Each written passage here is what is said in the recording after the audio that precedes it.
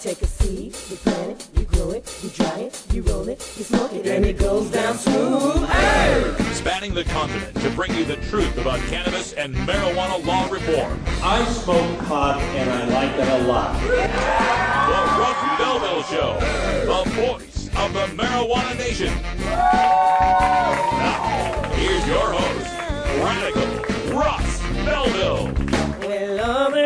Good day, tokers and tokettes and non-toking lovers of liberty. It is Monday, October 13th, 2014, and it's got to be 420 somewhere in the world. We're also closing in on election, folks. Election night 2014 is just in 4 weeks from tomorrow. No, 3 weeks from tomorrow, I should say. November 4th, 2014, we will be bringing you our marijuana election night coverage live here from Roland J Studios. We'll take you all the way out to Portland, Maine. From Portland, Oregon, we'll go to the Great White North of Alaska, all the way down to the Sunshine State of Florida. We got votes in Michigan and that we've got to look at, as well as California, and we'll have reporters giving us all that. Oh, and Guam. Let's not forget Guam voting on medical marijuana as well. We'll have reporters from all over the United States, and we'll see about Guam. I don't know anybody in Guam. We'll see if I can track someone down, but we'll bring you all the live coverage. You will know when the votes become final right here with the rest of us live at 420 Radio. So check that out coming up Tuesday, November 4th. All right, today's show is quite a bombshell. We've got a smoking gun revelation that we uncovered in our open records request from Jefferson County this time. The email proving that the people putting on the so-called Oregon Marijuana Educational Summit knew damn well what they were doing, that they were using public money to combat marijuana legalization on the ballot in violation of the terms of those grants and federal and Oregon election law. We'll give you all the highlights in the Radical Rant at the end of the show today. Also on today's show, it's Monday, so it's time for a dose of our cannabis science segment, live question and answer with Dr. Mitch Earlywine from SUNY Albany. He's going to tell us a little bit about marijuana and IQ studies. That's one of the talking points of the prohibitionists these days, is that marijuana is going to cost you your IQ. We'll take a look at that and debunk a lot of that scaremongering.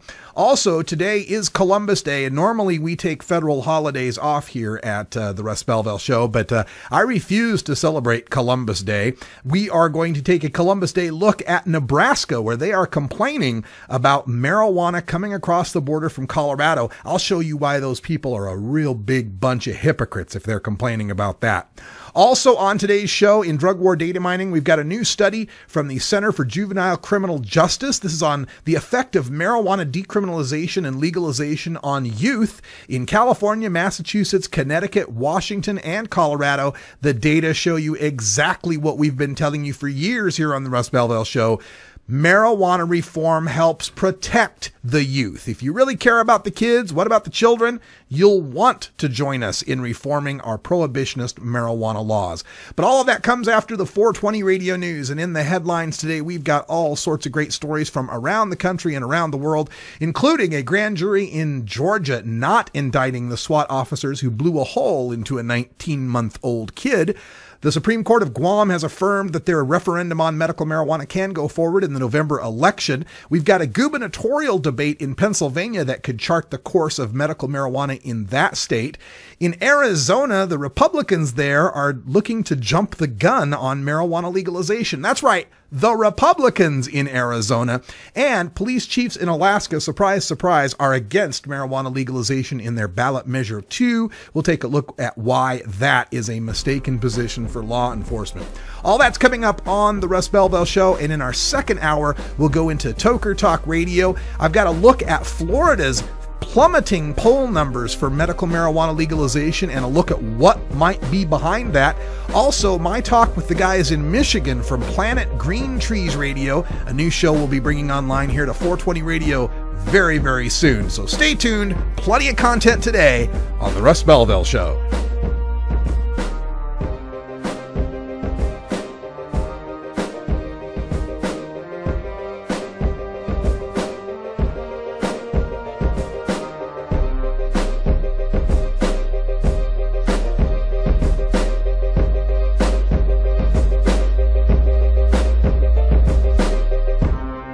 You're tuned into the Russ Belville Show, the voice of the marijuana nation.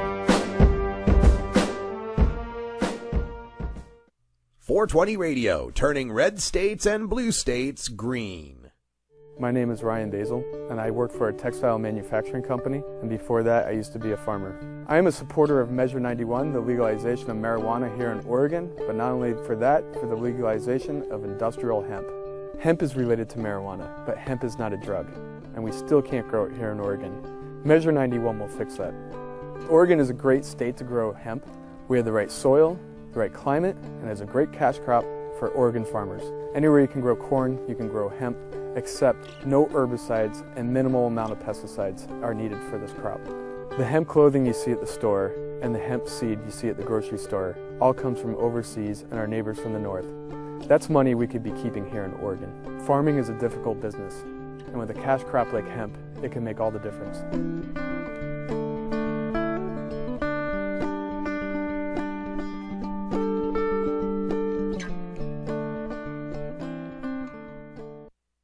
420radio.org is proud to replay Marijuana Compassion and Common Sense with Lanny Swerdlow, RN, from the Inland Empire, California. Lanny Swerdlow is one of the top nurses in the field of cannabis medicine, and he brings his knowledge to the Southern California airwaves on KCAA Radio in Loma Linda. Catch the replays here Tuesdays at 10 Pacific. Measure 91 regulates, legalizes, and taxes marijuana like beer and wine. Oregon gets the benefit of going second. We can look at Washington and Colorado and see what didn't work. I mean, if we believe this is medicine, legalization needs to happen because there needs to be research, there needs to be development, and that needs to be not done in somebody's basement.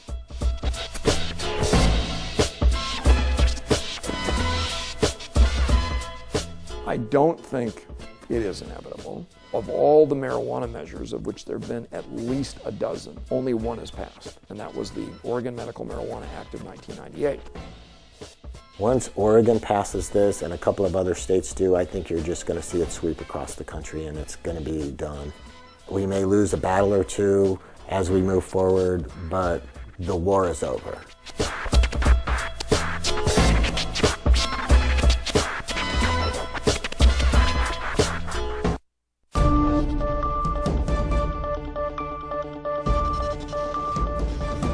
It's time for the 420 Radio News, covering the latest headlines in consumer cannabis, medical marijuana, and industrial hemp.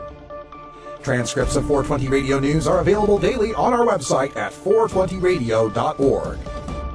Now, here's Russ Belville with your marijuana headlines in 4 minutes and 20 seconds. This is your 420 Radio News for Monday, October 13th, 2014. A grand jury in Georgia on Monday declined to indict sheriff's deputies who, during a drug raid in May, set off a stun grenade that severely injured a 19-month-old boy. County Sheriff Joey Terrell has called the boy's injuries, quote, devastating, end quote, but unavoidable, saying police who tossed the grenade to distract the suspect did not believe children were in the home. The suspect, a relative of the child, was not in the house during the raid, but was later arrested nearby, police have said. The grand jury concluded the deputies did not intentionally injure the child and were not criminally negligent. A recent report by the American Civil Liberties Union found that nearly 80% of police raids carried out by heavily armed SWAT units, originally designed for emergencies like hostage takings and active shooter situations, were being used to serve search warrants, usually in drug cases. The Supreme Court of Guam has reaffirmed its earlier findings on the legality of the medical marijuana referendum. The Guam legislature passed the bill on February 1st. It lapsed into law and became Public Law 32-134 without the governor's signature. The issue will be put to a referendum on the same day as the general election on November the 4th. Senator Tina Muna Barnes is the main proponent and is confident that the public will support the move. She says recent surveys show 59 to 68% are behind the legalization, which will allow the use of medical marijuana as an alternative treatment for debilitating health issues. Guam patients won't be allowed to grow their own marijuana. Guam's proposed act would require all marijuana sold in Guam be grown in Guam. Under Guam's proposed law, a qualified patient can possess an adequate supply. This is defined as 3 months' worth. The Department of Public Health and Social Services would be responsible for quantifying a 3-month supply of marijuana. The issue of medical marijuana in Pennsylvania has been making its way to the forefront of the gubernatorial election. Republican Governor Tom Corbett said, quote, "I do not support the legalization of marijuana for recreational purposes," end quote, in an October 8 gubernatorial debate, largely avoiding the issue of medical marijuana. He continued, quote, "It is a gateway drug that creates all of the drug problems that we are seeing in Pennsylvania and the United States," end quote. His Democratic candidate opponent, Tom Wolf, responded, quote, "We need to legalize medical marijuana immediately," but he stopped short of supporting legalized marijuana. Quote, "I think we ought to see what happens in places like Colorado and Washington before we decide to go any further with the legalization of recreational marijuana, however," end quote. According to a New York Times CBS News YouGov poll earlier this month, Wolf leads Corbett by 9 percentage points. An Arizona lawmaker plans to introduce a proposal next year to legalize recreational marijuana before a similar proposal could get decided by voters in 2016. Republican Representative Ethan Orr of Tucson aims to convince fellow conservatives that a voter-approved measure is nearly impossible to change once it is approved and not the way to set up a complex system of rules and taxes for the drug. Quote, "I would rather us as elected leaders be the ones directing the conversation and the debate and ultimately controlling the policy, as opposed to letting it go to a citizens' initiative where you can't change the law once it's in place," end quote, he said. Advocates for legal recreational marijuana are aiming to put their proposal on Arizona's ballot in 2016. 10 police chiefs met Wednesday in Anchorage to emphasize something voters have been hearing for months, that the heads of Alaska police departments are firmly against Ballot Measure 2, an initiative that would legalize and tax marijuana for those 21 and older in Alaska. Anchorage Police Chief Mark Mew had concerns that revenue would not go directly to the police force. While the initiative would tax marijuana at $50 per ounce at the wholesale level, it does not and cannot say where that appropriation would go. Only the state legislature can allocate tax revenues.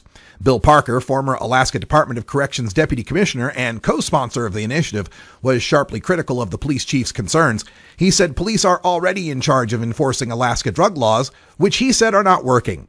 Parker said law enforcement campaigning against the reform of those laws is just making everything more difficult. This has been your 420 Radio News for Monday, October 13th, 2014. I'm Russ Belville.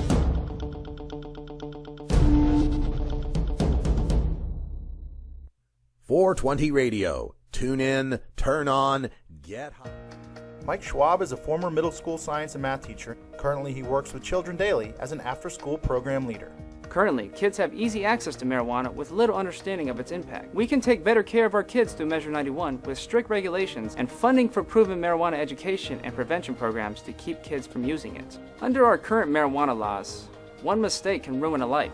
Measure 91 removes unfairly harsh punishment for marijuana offenses and gets more tax money to local police and drug prevention. Vote yes on 91.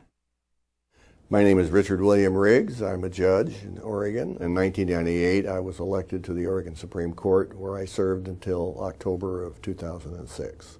I've been asked to give my views about the new approach to marijuana initiative that is going to be before the voters very soon, and I'm happy to do so. I've read the measure, and I'm going to vote for it. And the reason I'm going to vote for it is because I think that it's inevitable that marijuana is coming to Oregon in one form or another.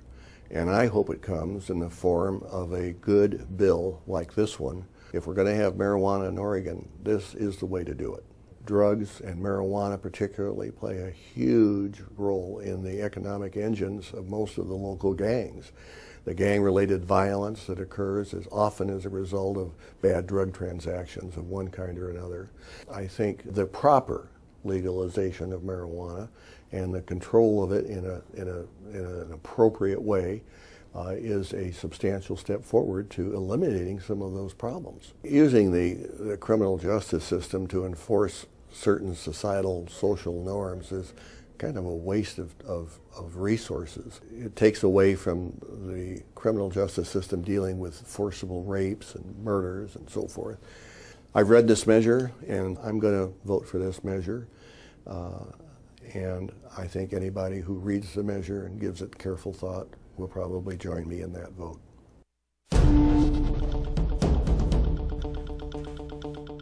Welcome back, everybody. 15 after the hour, and time for us to go behind the headlines, where the headline today comes from the Denver Post. Nebraska deals with marijuana influx from Colorado. And the gist of the story is in tiny towns along the Nebraska-Colorado border, like Sidney, Nebraska, a town of less than 7,000 people, officers are making many, many more arrests for marijuana now that marijuana has been legalized than they had before. The Sidney officers say they've made as many marijuana arrests in the first 5 months of the year as all of last year. Another in Hastings, Nebraska, says 5 of every 10 traffic stops results in a marijuana arrest, and they're complaining that the police departments run through their overtime budget to pay the officers to go to court for these prosecutions. Cheyenne County complains they made 60 marijuana arrests last year, up from 45 in 2010 and just 15 in 2009. And they complain because Nebraska is one of the original decriminalization states from 1978. The possession of small amounts of marijuana is just a ticketable offense, and they want to end that decriminalization so they can punish these cross-border marijuana traffickers more severely to try to cut down on this. And every time I have to cover this story out of Nebraska, I'm reminded of a story I wrote back in May when they were first complaining about this, and it brought me to the attention of little White Clay, Nebraska. Have you ever heard of White Clay, Nebraska? White Clay, Nebraska holds the dubious distinction of being the city in the United States with the greatest per capita sales of alcohol anywhere. Little White Clay, Nebraska has 10 people. It's a population of 10, but it has 4 off-sale beer stores that you can take beer and buy it and take it away, right? That sold 3.6 million cans of beer in 2013. That's about 10,000 cans of beer per day. Now, how does a little town in Nebraska of just 10 people sell 10,000 cans of beer per day, you might ask? Well, White Clay lies on the northern border of Nebraska with South Dakota, where it directly abuts the Oglala Sioux Lakota Indian Nation on the Pine Ridge Reservation. And Pine Ridge has maintained absolute alcohol prohibition, both sale and possession, since its creation in 1889. There was a brief few years in the 70s where it wasn't illegal, but other than that, since 1889, alcohol has been strictly prohibited on the Pine Ridge Reservation. Now, illegal whiskey peddlers took advantage of that and set up in White Clay, going all the way back to 1889, and Congress created this dry buffer zone to try to protect him, and that went away in 1904 when liquor lobbyists convinced President Teddy Roosevelt to open up the area around White Clay, just south of the Pine Ridge Reservation. And soon White Clay became the home of bootleggers serving the Lakota who could easily walk across the border to get some liquor. In the 1950s, Nebraska licensed 2 bars in White Clay, and since 1970, Nebraska has licensed 4 businesses in White Clay in this town of 10 to sell beer to be taken off-site. These businesses have repeatedly been found to be selling to minors and bootleggers and allowing on-site consumption. Lakota activists have asked for years. They've called on president after president to reverse Teddy Roosevelt's 1904 order. None have. The governor of Nebraska says there's nothing he can do about it since all the people purchasing are coming from South Dakota. But I don't know, maybe as the governor you could direct your liquor sales department to not license more stores in a town when there's just 10 of them? When there's more people passed out in the street than there are actual residents? Of course, if the governor did that, then Nebraska wouldn't pull in roughly $350,000 to $400,000 per year in the alcohol taxes it makes off of White Clay alone. Now, as for the Lakota on the Pine Ridge Reservation, as we think about our Native American friends on this Columbus Day, alcoholism affects an estimated 80% of their homes. 4 out of 5 homes on the Lakota Pine Ridge Reservation devastated by alcoholism that affects 60% of their individuals. 3 out of 5 people affected by alcoholism, when just about 1 out of 10 is the rate among the regular population. And most devastatingly, nearly 1/4 of babies born suffer the fetal alcohol syndrome on that Lakota Pine Ridge Reservation. Now, this is not a call for alcohol prohibition. If anything, White Clay demonstrates how prohibition always fails. But Nebraska can't go complain that Colorado's messing up their marijuana prohibition when Nebraska's openly flouting the Lakota Nation's alcohol prohibition.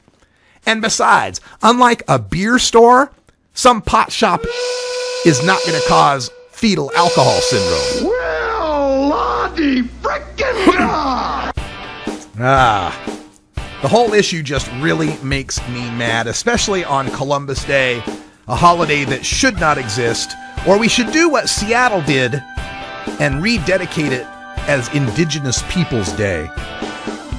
We're going to come back with a new study from the Criminal Justice for Juveniles Commission in drug war data mining. Stick around. 420 Radio, the world's voice of marijuana legalization. Are you a hypocrite? If you live a closeted cannabis lifestyle, you are. Read about 7 people living a closeted cannabis lifestyle who are on the verge of coming out in The Hypocrites by Mara K. Eaton. Available at areyouahypocrite.net. You can purchase the book on Amazon and Barnes & Noble, also available on iTunes. Check out Mara K. Eaton on Facebook as well. Learn more at areyouahypocrite.net. 420radio.org presents Electric Bob's Boogaloo with Electric Bob from Scottsdale, Arizona. Electric Bob expands the Russ Belville Show's Electric Tuesday into a full show featuring the best in electronic dance music and experimental music. New every Tuesday at 8 p.m. Pacific with replays Tuesday at 5 and 8 Pacific on 420. Treating marijuana as a crime in Oregon has failed. Police are spending way too much time working on simple marijuana possession cases. Too many people are being busted. Oregon wastes millions of taxpayer dollars while illegal drug dealers are making a huge untaxed profit. But after Measure 91 passes, we'll have a better approach, a smarter approach, like what's happening in Washington, where marijuana-related arrests have plummeted. Oregon police will be able to refocus their precious and limited resources on serious crime, and Oregon's Measure 91 can save and generate millions of dollars. Oregon needs a better approach to marijuana. Vote yes on Measure 91. Paid for by Yes on 91. Arguing for the end of adult marijuana prohibition is easy because we have facts, science, reason, compassion, evidence, truth, and logic on our side. It is even easier when researchers catalog it all for us. Learn how to gather the facts on marijuana use, arrests, seizures, rehabs, drug tests, and more in this edition of Drug War Data Mining. Welcome back, everyone. 23 after the hour. And if you're not following me on Twitter at Radical Russ, you really ought to be, because when I find new studies come across my way, I tweet them out immediately to my followers. And this is the one that came across the desk literally an hour before showtime. I had to rearrange the show to get it in, but I had to talk about this one. It's entitled Reforming Marijuana Laws, Which Approach Best Reduces the Harms of Criminalization, a 5-state analysis. This is from the Center on Juvenile and Criminal Justice, dated for September 2014. But they ask, should marijuana be decriminalized or legalized? Should it be restricted to people 21 and older? Advocates of the latter strategy often argue their efforts are intended to protect youth. It is difficult to see how continued criminalization of marijuana use by persons under 21 protects the young. Currently, people under 21 make up less than 1/3 of marijuana users, yet half of all marijuana possession arrests. 2 types of reforms are evaluated: all ages decriminalization, that would be California, Connecticut, Massachusetts, and 21 and older legalization, and that would be Colorado and Washington. And here are some of the conclusions from this report. Their first finding: states that decriminalized marijuana for all ages experienced the largest drops in marijuana arrests or cases, led by substantial drops among young people and for low-level possession. Our first chart, figure 1, shows the decrease in rates for low-level marijuana arrests and case filings by age after marijuana reform. The states from left to right in each section there are Massachusetts, California, Washington, Connecticut, and Colorado. For all ages, we saw declines from 67% to 90% in low-level marijuana arrests. But for those under 21, the states with the decrim had the greatest declines of 66 to 90% for people under 21, while Colorado and Washington had just 30% and 43% declines, respectively. So it seems decriminalization for all ages helps all ages more than legalization does. The law enforcement appears to be responding to reforms with reduced attention to marijuana across the board, from minor infractions to felonies. This does not include data from Washington that weren't available, but these are the decrease in rates of high-level marijuana arrests and case filings by age after reform. These are high-level marijuana arrests. The felony-level arrests for all ages declined from 23% to 43% after decriminalization or legalization. Buttressing the point I always make, it doesn't matter whether you legalize a gram or a pound. Once you've legalized, you've ended reasonable suspicion for the smell of marijuana and probable cause for a drug dog sniff. That's why legalization and decrim are so important. Another finding is these data suggest the most effective way to reduce arrests and collateral damage is through proactive reform of marijuana laws. This is the decrease in all marijuana arrests and case filings. The decrease for all marijuana arrests in the 4 states surveyed for which there are data, between 60 to 80%. That's right, folks, from 3 out of 5 to 4 out of 5 marijuana arrests that would have happened did not happen in these 4 states after they reformed. But we find a surprising finding. Reforming marijuana laws does not reduce staggering racial disparities. African Americans were more likely to be arrested for marijuana possession after legalization or decrim than were people of all races while marijuana possession was still criminalized. Now, this is a strange statistic. You have to look at it maybe glass half full or glass half empty. Before reform, African Americans made up 742.1 of about 909 total arrests. That was an 81.6% disparity. Now the arrests are down to 251.9 out of 303. That's an 83% disparity. So yes, the disparity went up 1.5% for black people, but 2/3 fewer black people got arrested overall. I would think people would be more concerned that we have fewer black people being arrested than some slight 1.5% increase in the disparity. We also found that decriminalizing marijuana for youth has not led to increased risk behavior for things such as violent deaths, drug overdose deaths, suicide, criminal arrests, drug arrests, property crime arrests, DWIs, and school dropout rates.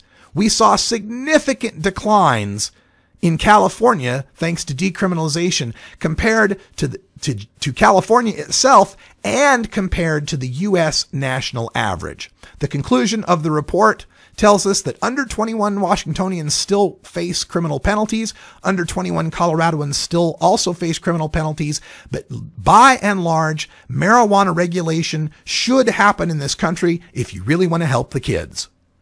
You can get 420 Radio on the go with our Shoutcast stream for all internet-enabled media players. Go to rad-r.us/420shout or just click the Shoutcast icon below the live radio feed at 420radio.org. There's so much I worry about as a mom. Stephen Harper thinks that organized crime should continue to profit from marijuana prohibition. Imagine regulating marijuana like alcohol and cigarettes with a strong and clear educational message, making it more difficult for my kids and your kids to access. Drug dealers don't ask for ID. Stephen Harper does not have the kind of judgment we need to protect our children. Authorized by the Normal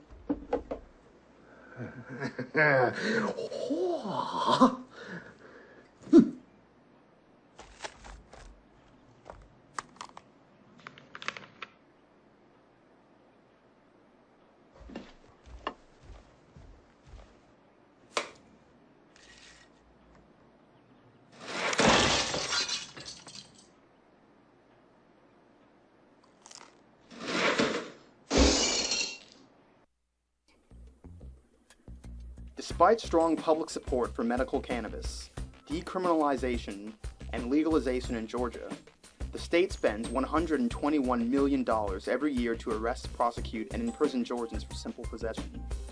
Each year, the state of Georgia spends less on driver services, agriculture, and forestry combined.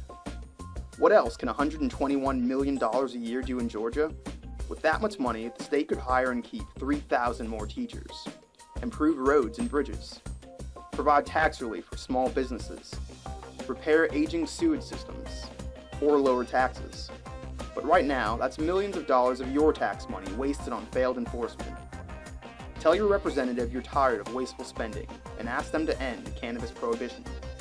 Join the conversation at www.peachtreenormal.org. Peachtree Normal is a proud affiliate of NORML, the National Organization for the Reform of Marijuana Laws.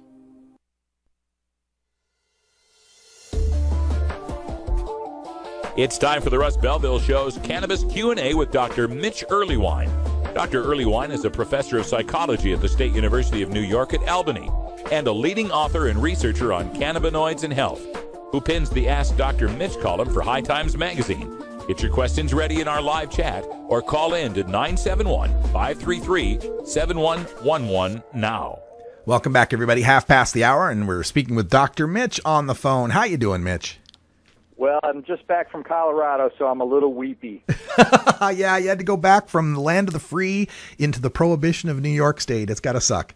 It was like turning back the clock to the 1800s or something. It was really sad. It reminds me of, you remember the old Star Trek, the original Star Trek? There was one episode where they went back in time and Dr. McCoy saw these guys working on brain surgery with drills and stuff, and he's like, barbaric! Indeed. All right, folks, the phone line is open at 971-533-7111 if you've got a question for Dr. Mitch, or you can get it into our chat room here on Ustream. Just click the chat icons up there on the 420 radio menu, and you can get in as well. Our first topic, though, I wanted to open things up by giving Dr. Mitch the first word. And lately we've been discussing Kevin Sabet and his recent tour. And one of his big, shiny talking points is how marijuana use is going to cause an 8-point IQ drop among chronic users. That led me to start looking up studies on IQ. And I found this one that said that basically if you paid people to do well on an IQ test, they'd do better. So I'm just wondering, Dr. Mitch, A, is there anything to this IQ loss? And B, what does that really tell us if IQ can be bought? What's interesting is that same study with the 8 IQ points loss has a group of cannabis users who used only once a week, and they had a 5-point IQ gain. Oh. So I think the notion that it's all about cannabis is clearly a problem, and obviously these folks weren't randomly assigned to smoke pot every day.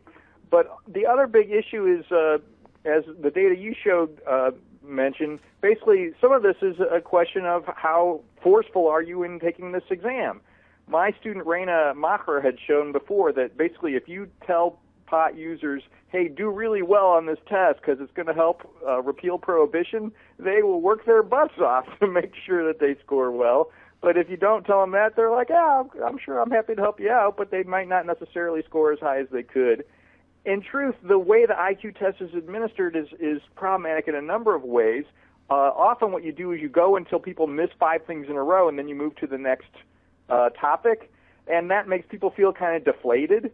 And if you actually give them some easy ones at the end and let them kick ass on it and then move to the next topic, they do better then. If you pay them to do well, they do better then. Clearly, IQ tests are not as immobile as our perception of IQ. All right. Well, we've got a question coming in from our chat room that asks, as I get close to 50 and my first prostate exam is coming up, what can you tell me about CBG and where I can get it? And apparently there's some study about CBG and prostate that we need to know about. What's funny is I want to just emphasize that the prostate exam is really no big deal. So it's not something to worry about, and you don't necessarily have to find the doctor with the smallest fingers or anything like that. It's quick, easy, and not a hardcore thing. The Normal blog had a CBG and prostate cancer growth article up that Paul Armentano wrote back in May of 2012. And the bottom line is just that it does look like folks who have prostate cancer or related cancers can respond well to CBG. Unfortunately, we don't have like easy access to CBG. This is one of those kinds of things where it's just been done with this one step. But if you've got a clinical marker like the PSA test and it's suggesting you've got a problematic issue with the prostate, there are a number of interventions that can be super helpful and are actually incredibly successful. That's why this early detection is so important. You know, when it comes to that prostate detection, early detection, I've always felt that, one of the hurdles here in getting men to have this exam has to do with kind of a societal homophobia. And I'm just wondering, as we're seeing more and more states become acceptive of marriage equality and gay rights in general, are we seeing greater numbers of men doing having the prostate exam, or could that just be better education to get the exam? That literature is kind of complicated in part because I think also back in the day some of the doctors were apprehensive about doing it. When I was at the VA, I noticed that everybody seemed to refuse the prostate exam. And then when I finally talked to the physicians about it, they were like, yeah, we don't really like to do it, right? So then it was this weird dynamic between physician and patient that I think has improved in part because it's normalized so much in medical school now, and because this really is important. This is a hell of a killer, and I think it's finally dawning on folks that this really matters. Going back to CBG for a second, one of our listeners in the chat room is saying, wasn't there an Italian study recently on CBG and colon cancer? Is that also part of what the article was? That does ring a bell. Paul did not mention that back in 2012. The thing with colon cancer, and nobody likes to hear this, but one of the best predictors of colon cancer is how much meat and dairy you consume. And I mean, it's like, I hate to sound like some kind of vegan nut, but we got bigger concerns with our diet than we do with getting access to cannabinoids. Okay. We have a question from the chat room. What about driving under the influence when taking inactive sublingual tinctures? Can you still get a DUI on the normal timeline as we currently understand it? If they're actually inactive, meaning THC-free, then no. But I still want to, emphasize that we should move to roadside sobriety tests rather than measuring people's fluids, because this is just a completely insane way to keep our roads safe. I, have data showing that Benadryl impairs driving too, and we don't want anybody out there impaired, even just from fatigue. Let's not focus on what's in your system. Let's focus on, can you drive? Yeah, that surprised me as I went around the state and I got interviewed by a couple of local media people. That was one of their go-to things was, well, this measure doesn't include any way of detecting whether people are too high to drive. And my immediate response was, oh my, how are we catching them now? It's not as if legalization makes Russ, well put. It's not as if legalization makes DUI legal. It's illegal now. We must have a way of catching them now, don't we? Okay, let me get to another study that I wanted to talk about here. This was the meta-analysis that came out, and it just spread like wildfire across the net, as most of these negative stories do, saying that pot use is devastatingly dangerous and akin to heroin addiction. Can you blow this one out of the water real quick? I was blown away by this. Wayne Hall, who is a very reasonable man who happens to live in Australia, writes these review papers a couple times a year and seems to keep getting them published, so I totally envy the guy. And he just wanted to summarize a couple of key points and was really reasoned in the article itself. Then some ding-a-ling in the media grabbed on it and said, this is a review of 20 years research and marijuana is addictive like heroin is addictive. Then that, in this weird-ass game of telephone, got turned into marijuana is as addictive as heroin, which is just completely preposterous, absolutely wacky. And so I don't know what to say except, wow, this really isn't true. No kidding. I think anybody who's seen Train Spotting can at least make that judgment call. All right. There's another study that I saw that worried me a lot. Medical News Today had this one out saying that marijuana use does not help creativity, something that, a lot of people attribute to marijuana use. What can you tell us about this? It's funny because my friend Ron Friedman had found evidence that basically folks who use cannabis aren't necessarily more creative than folks who don't. Lots and lots of people swear by it. We finally have a study where they actually administered cannabis to folks, and the people who got the high dose actually did worse on 2 of these creativity tests. I want to emphasize that these tests are not what we stereotypically think of as creativity, and I feel like the part that's most important from people who talk about cannabis enhancing their creativity wasn't really tested here. Nevertheless, I don't think marijuana is going to turn you into Pablo Picasso overnight. The way these tend to work is they get you really high, and then you do these divergent thinking type tasks where they say, come up with as many things that will fit this as possible, that kind of thing. And it's funny how the folks who were really high in this condition kind of got stuck in one little rut about a set of ideas. Personally, I think what cannabis does for creativity is actually about the incubation period. It's actually after you've already generated a lot of options, and then you get away from it a little while and sort of let it incubate, and then when you come back, you realize, oh, this is the idea I want to have. And in truth, that hasn't been tested yet, and I feel like that's the thing that's going to reveal if there are any meaningful impacts of cannabis on creativity. Yeah, you know, as someone who pumps out loads and loads of content every day and uses cannabis all day, it shocked and surprised me. But in talking to fellow creatives, what I've determined from them and my own personal experience isn't so much that marijuana leads to creativity as that it hinders self-criticism. It's like it kills my internal critic. I had a bunch of great creative ideas sober, but the internal critic told me they all sucked. But when I'm high, the internal critic says, go for it. Sounds interesting. What do you think of that? And how would we test that? I love that idea. And in fact, a lot of folks who claim that they've got ruminative problems with their depression suggest that cannabis also does the same sort of thing. So if you're walking around saying to yourself, oh, I'm a jerk, that kind of thing, the cannabis seems to have that. And a lot of folks have reported that's the mechanism they think for behind cannabis's antidepressant effects.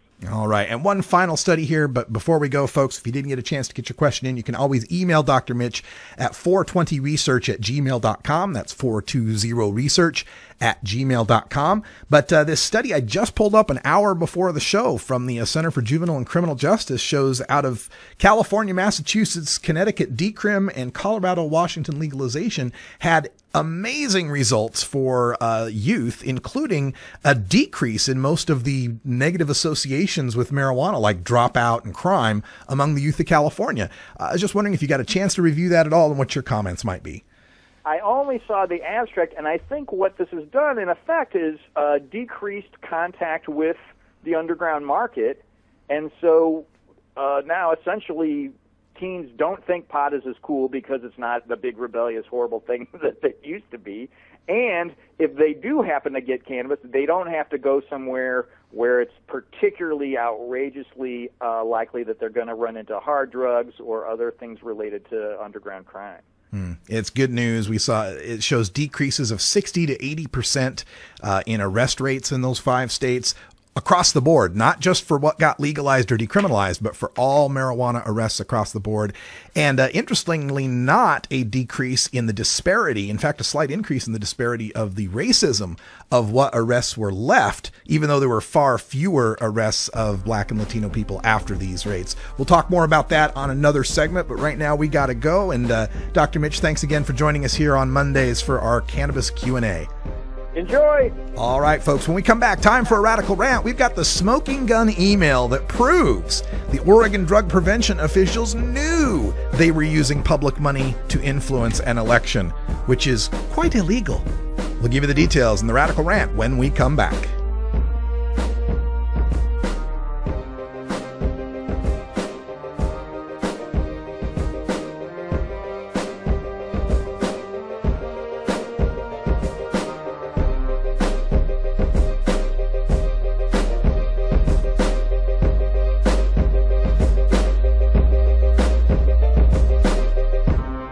You're tuned into the Russ Belville Show, the voice of the marijuana nation. You can get 420 Radio on the go with the TuneIn Radio app for all mobile platforms. Go to rad-r.us/420tunein or just click the TuneIn Radio icon below the live radio feed on 420radio.org. At Royal Queen Seeds, we've got premium feminized cannabis seeds, including auto-flowering varieties for the medical cannabis user. We've got bulk shipments available and new CBD oil. Plus, we accept payment in Visa, MasterCard, and Bitcoin, as well as other methods. Check out our website at royalqueenseeds.com for more information. We are located in the Netherlands, and we have online grow experts ready to help you now at royalqueenseeds.com.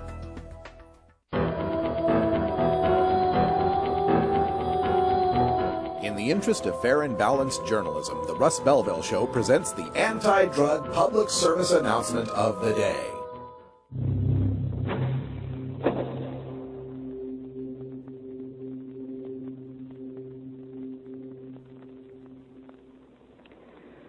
This is a vial of crack, rock cocaine. As you may have noticed, it doesn't come with a warning label. If it did, it might tell you that smoking crack affects the brain, the nervous system, the lungs, and the heart. It would also say that crack can kill you.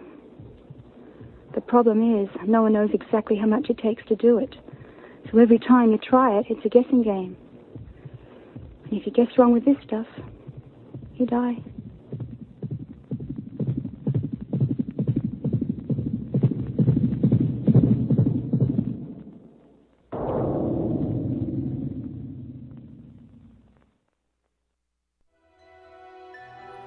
This has been the anti-drug public service announcement of the day. To cure this sort of reefer madness, listen to the Russ Belville Show every weekday on 420radio.org.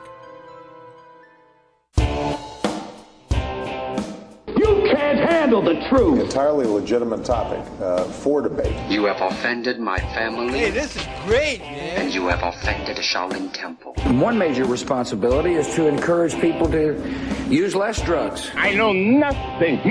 I support a change in law to end federal criminal penalties for possession of up to 1 ounce of marijuana. We don't need no stinking budget. Homosexuality, immorality in general. How in the century you have slurred the meaning of the words we, the people. Be warned, this is not your mother's marijuana. You could ask yourself a question. Do I feel lucky? Well, do you, punk? I want to ask you a bunch of questions. I want to have them answered immediately. Surely you can't be serious. I am serious. And don't call me Shirley. Radical Rant.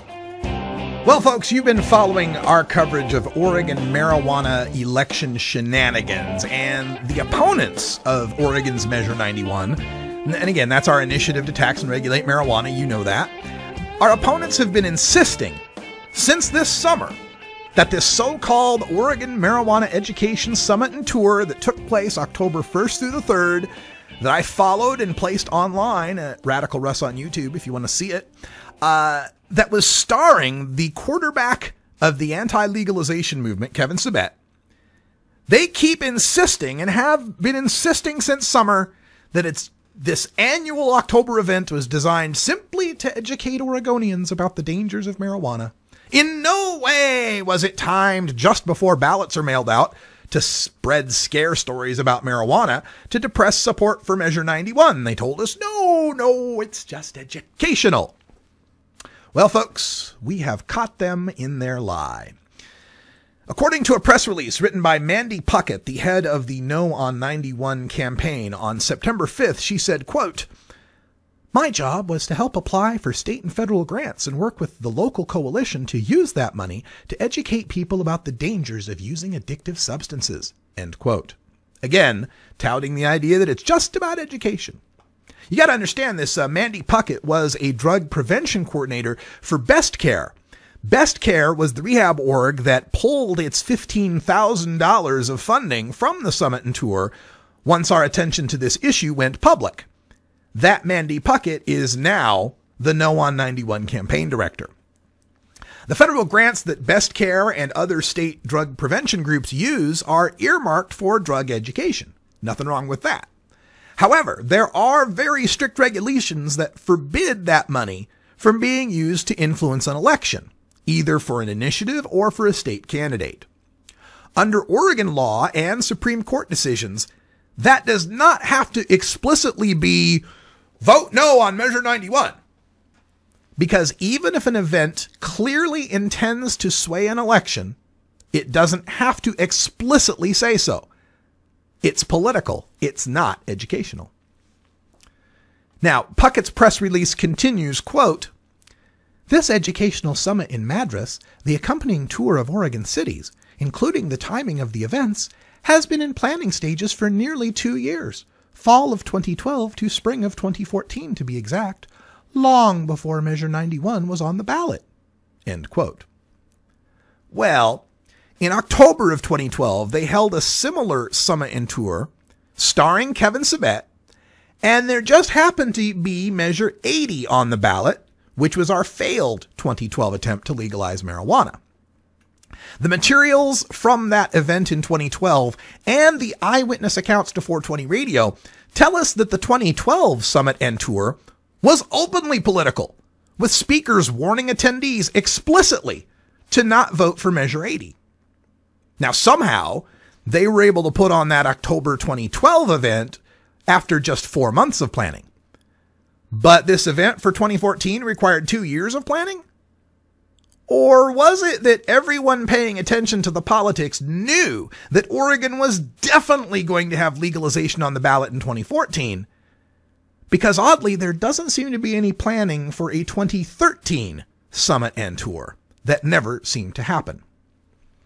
Now, unfortunately, the Measure 80 campaign never recognized these political shenanigans at the time for what they were: illegal electioneering with public money. But as a more astute Measure 91 campaign complained about this summit and tour, Puckett, in her press release, began trying to cover it up. Quote, "Later, when it was announced the measure would be on the November ballot," Puckett wrote, "we took extra steps to include in our work plan and advise presenters to not speak about the ballot measure. Our goal was to educate, not to lobby." Now, that's her trying to cover up for 2014, when they were trying to use the same tricks to spend public money to bring Kevin Sabet to town right before the election, right before we get our ballots mailed to us for legalization. There's her trying to cover it up for 2014. But in our investigation, 420 Radio has uncovered an email from Mandy Puckett dated August 29th of 2012, sent to Jefferson County District Attorney Stephen LaRich, entitled "Invite to Speak at Statewide Marijuana Summit." Remember, this is for the 2012 version, and legalization was on the ballot in 2012, which reads in part, quote, "Our educational event is intentionally planned at this time, as Measure 80 is on the November ballot to legalize marijuana. Ballots go out the week of our summit.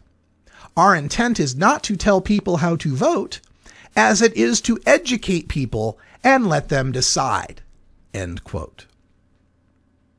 That, folks, is the smoking gun, proving that Mandy Puckett, Stephen LaRich, and everyone involved in the 2012 summit and tour knew they were securing public money to put on a political event to affect the legalization election in 2012. And they were doing the same damn thing again in 2014 until we started shining a light on their activities with a crowd-funded open records request. Thank you so much for funding at gofundme.com/FightSabet. And if you want to give more money, hell, I still got expenses to pay. I would really appreciate it. But thanks to your donations of almost $6,000, we were able to uncover some of these and other emails that are all online for your perusal at radicalruss.com/docs. You can go through all of them. There's over 1,000 documents up there right now if you want to check them out. Now, just to follow the timeline a little bit, this Mandy Puckett, who's the No on 91 campaign director, as early as May 2014, Mandy Puckett was representing herself and Best Care as the Oregon SAM affiliate, meaning a state chapter of Kevin Sabet's national Project SAM organization, an organization dedicated to opposing marijuana legalization. In July of 2014, reps from Oregon SAM, according to the agenda, presented the topic, "How you can put a group together to counter marijuana ballot and legislative measures." This was part of the National Project SAM Summit in Florida in July. Part of the materials at that summit, which was timed to coincide with the Community Anti-Drug Coalitions of America's national conference, I guess. So managed to get them in Florida at the same time the CADCA conference was on. Now, I can't prove that any of the Oregon people went to the CADCA conference yet. But at the CADCA conference, there is a document that's handed out that's called Strategizer 31. This is a booklet from CADCA that explains how to push the limits on electioneering with federal funds. And on August 21st, 2014, Mandy Puckett was taking her leave of absence from Best Care. Coincidentally, on the same day the Oregonian ran their story on Best Care, pulling the $15,000 of public funding from the summit and tour. Conveniently, Mandy Puckett is leaving Best Care as they pull the public money, leaving Best Care to become the head of the No on 91 campaign. So, let's just follow the bouncing ball on this for a second. Here's what we untangle from this complicated web. Mandy Puckett combats legalization in Oregon in 2012 using Best Care's federal funds in a clearly political educational summit and tour starring Kevin Sabet. Oregon legalization loses in 2012, but all observers guarantee there will be a legalization attempt in Oregon for 2014. Then Kevin Sabet forms Project SAM in November of 2012 to combat legalization nationwide. 2013 passes with neither legalization on the ballot nor an educational summit and tour in October in Oregon. Then Kevin Sabet recruits Mandy Puckett and Best Care to be their Oregon SAM affiliate sometime before May of 2014. Oregon SAM presents at Kevin Sabet's Project SAM event in July of 2014 on how to combat legalization in Oregon. Oregon SAM plans to use Best Care's federal funds to pay Kevin Sabet for a 13-city tour, for which Kevin Sabet is asking $3,000 per city, just prior to ballots being mailed out for the 2014 legalization in Oregon.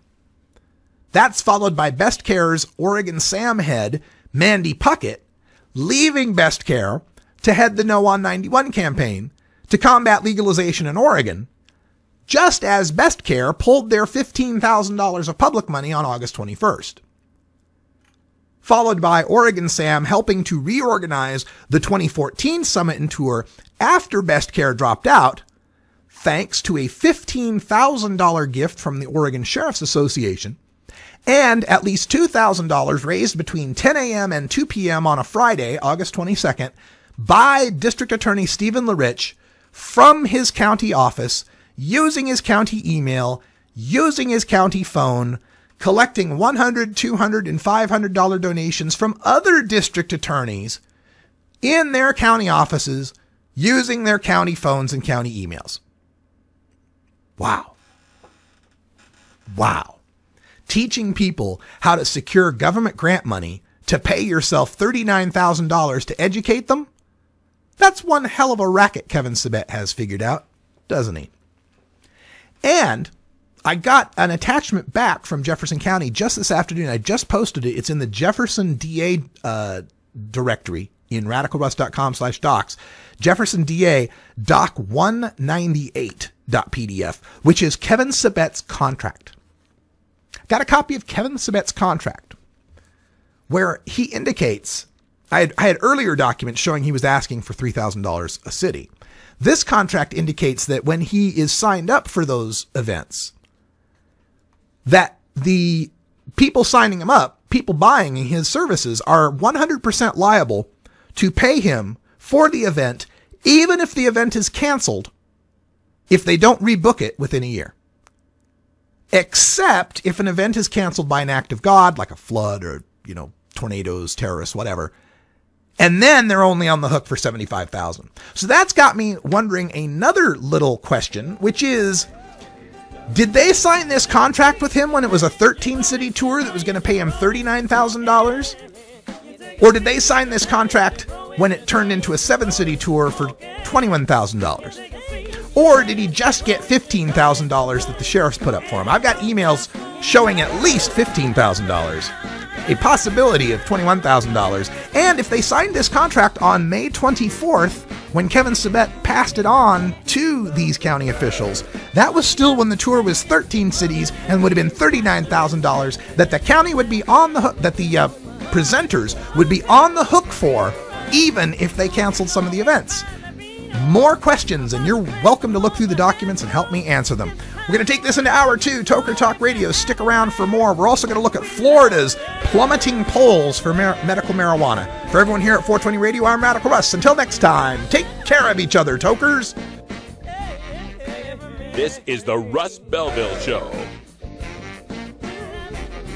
The Russ Belville Show is blogging and podcasting daily at RadicalRuss.com.